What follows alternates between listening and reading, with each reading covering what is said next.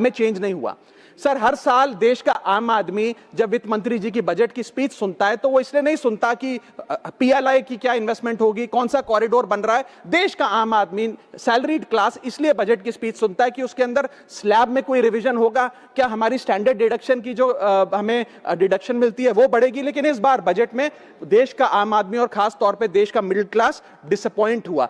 पहले ही there has been a stagnation in the salaries, inflation 6.8% पे खड़ा है, लेकिन उसके बावजूद हमने इस बार कोई स्लैब में या स्टैंडर्ड डिडक्शन में चेंज नहीं देखा। मैं आपके माध्यम से वित्त मंत्री जी को रिक्वेस्ट करना चाहूंगा कि आप इसी बजट में अनाउंसमेंट करें कि स्टैंडर्ड डिडक्शन जो 75,000 रुपए है उसे बढ़ाकर सैलरीड क्लास के लिए 1.5 लाख रुपए किया जाए। Sir, third problem that was there with the budget is that there was no relief for the middle class. Sir, after a very long time in India's history the personal income tax collection was more than the corporate income tax collection. यानी कि individuals ने जो income tax भरा वो लगभग 11 लाख करोड़ के आसपास भरा, और कंपनियों ने, कॉर्पोरेट ने जो इनकम टैक्स भरा वो लगभग 9.8 लाख करोड़। यानी कि मैक्सिमम टैक्स आपको इंडिविजुअल्स के इनकम टैक्स से मिल रहा है, आप मिडिल क्लास वो टैक्स भर रहा है। आज वो दौर आ गया है कि हम मिडिल क्लास को अपलिफ्ट करें, मिडिल क्लास को पैम्पर करें, नहीं तो मिडिल क्लास एक सैंडविच की तरह रिच क्लास और पुअर क्लास में दबता चला जा रहा है। सर, राइजिंग कॉस्ट प्रेशर्स के चलते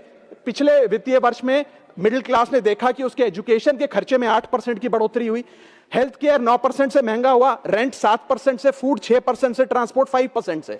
मेरा रिक्वेस्ट यह है माननीय फाइनेंस मिनिस्टर से कि वो इनकम टैक्स में रियायत देकर या तो मिडिल क्लास को कोई रिलीफ दें, और अगर इनकम टैक्स में रियायत नहीं दे सकती हैं तो उसकी सेविंग्स और इन्वेस्टमेंट्स पे